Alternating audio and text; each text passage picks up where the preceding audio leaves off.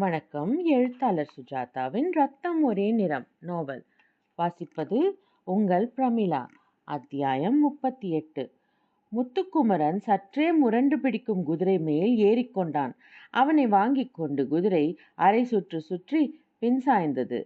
பார்த்து பார்த்து, எங்கேயாவது சரிஞ்சிட போற. ஏயா, குதிரை ஓட்ட தெரியுமா? எல்லாம் பைராகி சொல்லி கொடுத்திருக்காரு. அட, எங்கூட பேசிட்டியே. நான் குதிரை கிட்ட சொன்னேன். பூஞ்சோலை வெறுப்புடன், பாலா போவட்டும், சந்து திரும்புறதுக்குள்ள குதிரை சாச்சிட்டு நொண்டிக்கிட்டே வா, ஈரமத்த சன்மம் என்றாள். முத்துக்குமரன் குதிரையை கட்டுப்படுத்திவிட்டு அதன் கழுத்து பாகத்தில் தட்டி தடவி கொடுத்தான். மற்றவர்கள் சேர்ந்து கொள்ள காத்திருந்தான். பின்னால் குதிரை குளம்பொலி மெதுவாக கேட்க கலகக்காரர்களில் மூவர் துடிப்பாக அவனுடன் சேர்ந்து கொண்டார்கள். முத்துக்குமரன் கையில் தீப்பந்தம் ஒன்று கொடுக்கப்பட்டது. சலோ என்றான் அவர்களில் ஒருவன். குதிரைகளை உசுப்பிவிட அவை துரித கதியில் கிளம்ப முத்துக்குமரன் தொடர்ந்தான். வைராகி, பார்த்து போ, ரொம்ப விரட்டாத, பழக்கமில்லாத பிராணி. சரிங்க, வரேன். முத்துக்குமரனின் உள்ளத்தில் துடிப்பு அதிகரித்தது. சந்தின் இருமருங்கும் இருந்த கடைகள் யாவும் பூட்டியிருந்தன. எல்லோரும் புரட்சிக்காரர்களுக்கு பயந்தவர்கள். குளம்பொலி ஏகமாக எதிரொலிக்க சன்னல் வழியாக முகங்கள் எட்டி பார்த்தன. அவர்களை உற்சாகப்படுத்தும் வகையில் வண்ண துணி துண்டுகளை அசைத்தனர். முத்துக்குமரனுக்கு பெருமையாக இருந்தது. இப்போது கான்பூரின் பிரதான பாட்டை ஒன்றில் அவர்கள் தூள் கிளப்பி சீத்து கொண்டு சென்றார்கள். பாசார் பாசார் சலோ, தீன் தீன், மாறோ மாறோ, பிரங்கிக்கோ என்று முதல்வன் உரத்த குரலில் துப்பாக்கியை ஒற்றை கையால் பிடித்து கொண்டு வான் நோக்கி சுட்டு கொண்டு சென்றான். மிச்சமிருந்த கடைகளும் பட் பட் என்று மூடிக்கொண்டன. முத்துக்குமரனின் தீப்பந்தம் பிடிவாதமாக அணையாமல் மஞ்சளில் தீக்கோடிட்டு கொண்டு சென்றது. எங்கே போகிறார்கள்? சாந்தினி சவுக், சாந்தினி சவுக் என்றான் ஒருத்தன். பட்டு துணிகள் வண்ண வண்ணமாக தொங்கிக் கொண்டிருக்கிற ஒரு கடையை அப்போதுதான் மூடிக்கொண்டிருக்க சிப்பாய்கள் பாய்ந்து வந்து முத்துக்குமரனை பார்த்து என்னவோ சொல்ல அவன் புரியாமல் விழிக்க அவன் கைப்பந்தத்தை வாங்கி அபாரமான ஆடைகள் மேல் தொட்டு ஏசா என்றான். ஆக் லகாவ் ஆக். முத்துக்குமரன் சற்றே தயக்கத்துடன் பற்ற வைக்க சுருள் சுருளாக தீநாக்குகள் கடைக்குள் பரவ இவர்கள் ஆரவரித்தார்கள். கடைக்காரன் சர்க்கார் சர்க்கார் என்று கெஞ்ச அவன் தலைப்பாகையை துப்பாக்கி முனையால் இடறிவிட்டு அவனை குறிபார்க்க அவன் பட்டு துணிகளை மறந்து ஓடினான். வெள்ளைக்காரர்களுக்கு துணி விற்பவன் போலும். மற்றொரு சிப்பாய் குதிரையிலிருந்து கீழே இறங்கி எதிரே ஒரு கடைக்கதவை துப்பாக்கியின் பின்பக்கத்தால் இடித்து இடித்து உடைத்து வழி பண்ணினான். அது நகைக்கடை. தங்கமும் வெள்ளியும் பெட்டிக்குள் பளபளக்க அத்தனையும் இழுத்து காலி செய்து சாலையில் இறைத்தான். ஒருவரும் பொறுக்க வரவில்லை. முத்துக்குமரன் பால் ஒரு தங்க நகையை தூக்கி எறிந்து லோ பிபி கொதோ என்று சிரித்து குதிரையின் மீது தாவி ஏறிக்கொண்டு சலோ சலோ என்று ஆரவாரிக்க முத்துக்குமரன் அவர்கள் பின் சென்றான். திரும்பி பார்த்தபோது வியாபாரி அழுது கொண்டிருந்தான். கால்வாயின் மேம்பாலத்தை இறைச்சலாக உற்சாகமாக கடந்து செல்ல தேவாலயம் வெறிச்சோடி இருந்தது. தனித்தனியான பங்களாக்கள் கதவு அடைத்திருந்தன. சுவர்களில் வினோத எழுத்துக்கள் வழிந்தன. இருப்பதற்குள் பெரிசாக ஒரு வீட்டை தேர்ந்தெடுத்து அதன் வெளிப்புற கதவை உதைத்து திறந்து சுற்றிலும் தோட்டங்களை மிதித்துவிட்டு வாசலுக்கு வந்தார்கள். பூட்டியிருந்தது. வெள்ளைக்காரர் வீடாகத்தான் இருக்க வேண்டும். யாரும் தென்படவில்லை. பூட்டை நோக்கி சுட்டான். வெடித்து திறக்க குதிரையுடன் உள்ளே வராந்தாவில் சென்றார்கள். முத்துக்குமரன் இறங்கி பந்தம் பிடிக்க உள்ளே ஒரு பெரிய வாத்தியம் தெரிந்தது. வெள்ளைக்காரர் குடும்ப படம் தெரிந்தது. கண்ணாடி பாத்திரங்கள் அடுக்கப்பட்டிருந்த அலமாரியை ஒரே சரிவில் சாய்க்க அவை சங்கீதத்துடன் உடைந்தன. மாடிப்படிகளில் ரத்தின கம்பளம். சிப்பாய்களில் ஒருத்தன் அருகே இருந்த அறைக்கு சென்று பெண்கள் அணியும் கவுனை எடுத்து வந்து தன்மேல் வைத்துக்கொண்டு தேக் தேக் என்று நடனமாடினான்.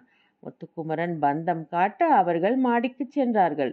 போகிறபோது திரைச்சீலைகளை பற்ற வைத்து கொண்டே சென்றார்கள்.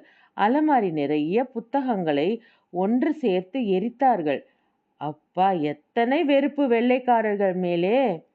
இப்போது அந்த வீட்டினுள் இருப்பது அபாயகரமாக இருக்கும் அளவுக்கு தீ எங்கும் பரவி விட்டத்து கட்டைகள் வெடித்து தீ அணிந்து கொண்டு விழ அவர்கள் ஆரவாரமாக ஓசை எழுப்பிக் கொண்டு வெளியே ஓடி வந்தார்கள். முத்துக்குமரனுக்கு மனத்தின் ஒரு மூலையில் தான் செய்வது தப்பு என்று பட்டது. ஏதாவது சொன்னால் என்னை எரித்து விடுவார்கள். எனக்கு இருக்கும் வெறுப்பெல்லாம் ஒரே ஒரு துரை மேல்தான். மக்கித்துரையை சந்திக்கிற வரைக்கும் இவர்கள் பாதுகாப்பில் இருந்துதான் ஆக வேண்டும். இவர்கள் சொல்லுவதை செய்துதான் ஆக வேண்டும். முத்துக்குமரன் ஜன்னலெல்லாம் எரியும் அந்த வீட்டை விட்டு வெளியே வந்து குதிரை மேல் தாவி ஏறிக்கொண்டான். மாறோ மாறோ லூட்லோ! நகரமெங்கும் இந்த வார்த்தைகள் ஒலித்து கொண்டிருந்தன.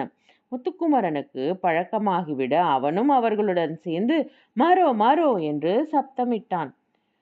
சிப்பாய்களின் குரல் ஜெனரல் வீலரின் என்ட்ரென்ச்மெண்டில் லேசாகத்தான் கேட்டது. இங்கிருந்து பார்க்கும்போது கான்பூர் நகரத்தில் பற்பல பகுதிகள் எரிந்து கொண்டு மசி நிற வானத்தில் தங்கச் சரிகை துடித்து கொண்டிருந்தது எமிலிக்கு தெரிந்தது.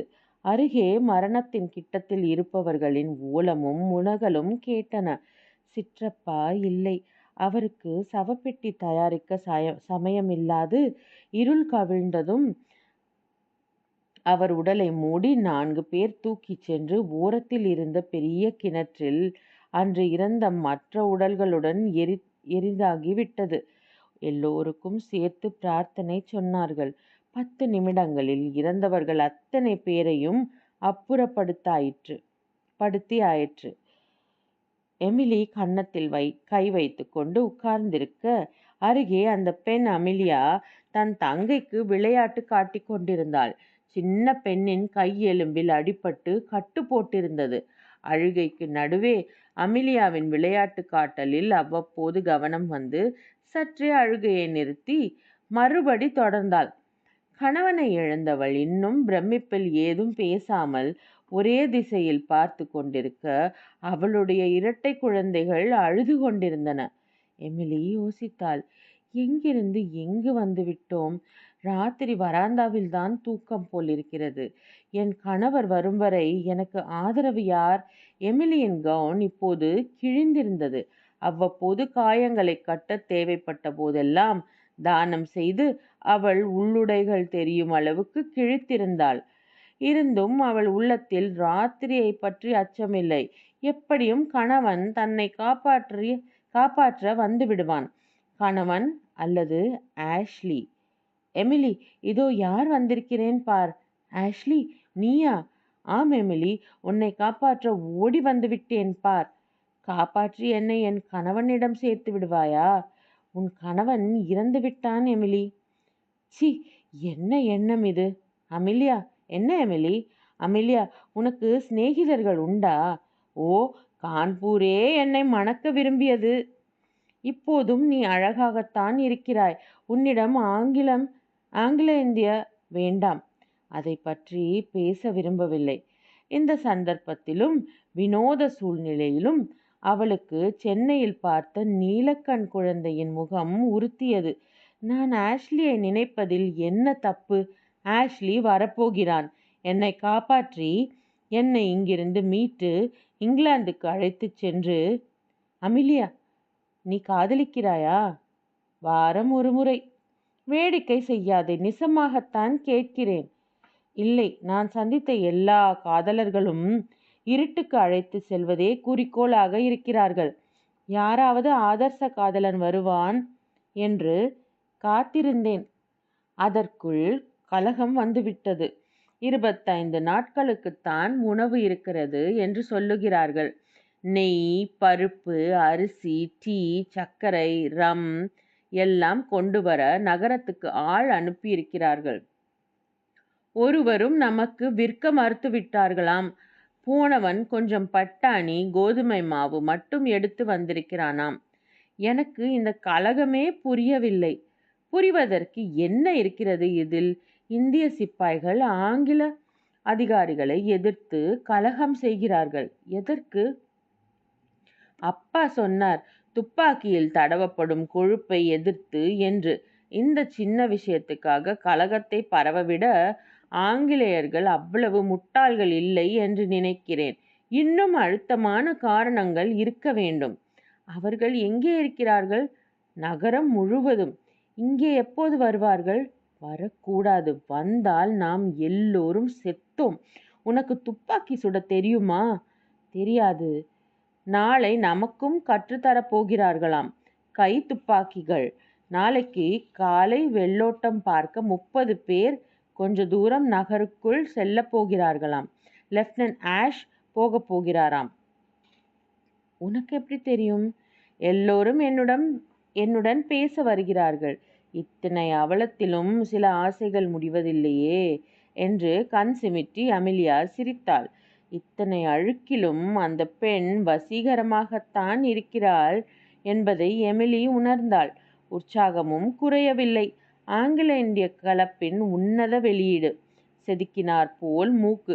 வெள்ளைக்கார நிறத்திலிருந்து ஒரே ஒரு மாற்று குறைவு. நடுநிசி கூந்தல், மெல்லிய நீலக் கண்கள்.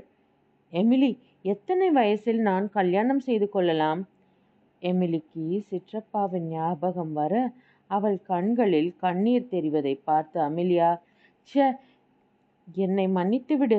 கல்யாணத்தை பற்றி பேச இதுவா சமயம் என்றாள். அவர்கள் சாய்ந்து உட்கார்ந்திருந்த வராந்தாவுக்கு எதிர் திசையில் மாடியில் ஜெனரல் வீலர் இருந்தார். அலங்கார விளக்கின் ஒளியில் கான்பூர் நகரத்தின் வரைபடத்தை தன் அதிகாரிகளுடன் பார்த்து கொண்டிருந்தார். கல்கத்தாவிலிருந்து சாலை மார்க்கமாக 628 மைல், நதி மார்க்கமாக 954 மைல். எதற்காகவோ நதி மார்க்கமாக வருகிறார்கள். கனமான தளவாடங்கள் காரணமாக இருக்கலாம். அலகாபாத் போய்விட்டுத்தான் வருகிறார்களாமே. அப்படித்தான் தோன்றுகிறது.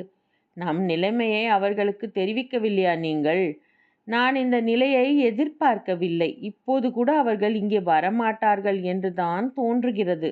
நாளை கொஞ்ச நேரம் பீரங்கி வீசிவிட்டு டெல்லி நோக்கி போய்விடுவார்கள். பார்க்கலாம். காலை தெரிந்துவிடும். நானா யார் கட்சி ஜெனரல்? ஏன், நம் கட்சிதான். இதில் என்ன சந்தேகம்? நானாவை அவ்வளவு தூரம் நம்ப முடியும் என்று தோன்றவில்லை. ச்சே, நானா துரோகம் செய்ய மாட்டான். இப்போது அவன் சிப்பாய்கள்தான் நம் மேகசீனையும் ட்ரெஷரியையும் காவல் காத்து கொண்டிருக்கிறார்கள். என்னப்பா? வாசலில் ஒரு இந்தியன் வந்தான். நானாவிடமிருந்து செய்தி கொண்டு வந்தான். ஏதாவது உளவாளியாக இருக்கலாம். சுட்டுவிடலாமா? இரு, வேண்டாம். நானாவிடமிருந்து நான் செய்தியை எதிர்பார்க்கிறேன். அவனை சோதித்து என்னிடம் அனுப்பு. வந்தவன் நானாவின் சொந்த சைன்யத்தை சேர்ந்தவன்தான். ஜெனரல் வீலரிடம் மரியாதையாக வந்து அந்த கடிதத்தை சமர்ப்பித்தான். வீலருக்கு அருகில் இருந்த கேப்டன் மௌப்ரே தாம்சன் வீலர் அந்த செய்தியை படிக்கும்போது அவர் முகம் மாறுவதை பார்த்தார். நான் நம்பவில்லை என்றார். செய்தி என்ன?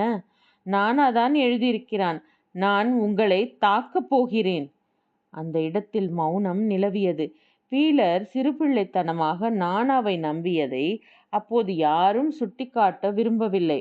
வீலரின் நெற்றி புருவங்கள் பின்னிக்கொண்டன.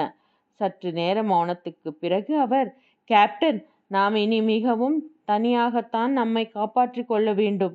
நமக்கு உதவி வரும் வரை, நம் உடம்பில் இருக்கும் இரத்தம் எல்லாம் வடியும் வரை இந்த இடத்தை பாதுகாத்துத்தான் ஆக வேண்டும். காலை அவர்கள் நிச்சயம் தாக்குதலை தொடரப் போகிறார்கள். எல்லோரையும் எச்சரிக்கை நிலையில் இருக்கச் சொல்லுங்கள். எனக்கு ஒரு காகிதம் கொடுங்கள். வீலர் மங்கலான வெளிச்சத்தில் அவசரமாக லக்னோவுக்கு ஒரு கடிதம் எழுதினார்.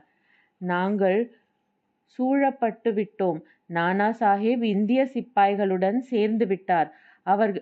அவர்களிடம் 24 பவுண்டு பீரங்கிகள் உள்ளன. எங்களிடம் இருக்கும் பீரங்கிகள் போதாது. உதவி, உதவி. இத்துடன் 38வது அத்தியாயம் நிறைவடைகிறது. நாளை 39வது அத்தியாயத்தில் சந்திப்போம். வணக்கம்.